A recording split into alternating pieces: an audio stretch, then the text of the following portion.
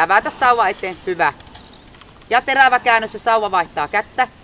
Tosi hieno. Nyt on ylpeä teistä. Hyvä.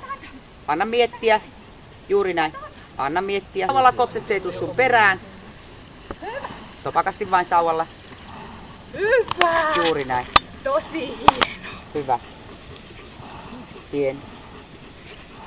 Hyvä Rex, tosi hieno. Heti sauva eteen sieltä. Hyvä. Hieno. Ja taas liike jatkuu. Upeasti. Tule.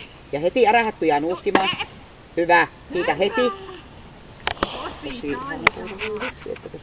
Hyvä poika. Tää on 5 kertaa, kun tää korkottuu. Hieno. Blokkaat sauvalla, että se ei jätä ketään. Vielä. Hyvä. Ja heti siirryt reippaasti itse eteen. Tosi hienosti.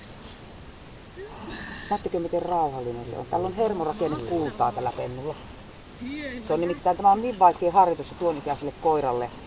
Ihan oikeesti se pystyy niinku pitelemään viettisen noin rauhallisena ja tasaisena. Että sitä ei niinku usko ennen kuin näkee. Tää on hieno, kuulkaa ensin näissä kisoissa. Ja käännypä toiseen suuntaan, 1 käännös ja sitten huilataan. Vali ihan kumman suunnan tahansa. Sieltä koira paineella Hyvä. Ja nyt käännyt itse sinne keskelle.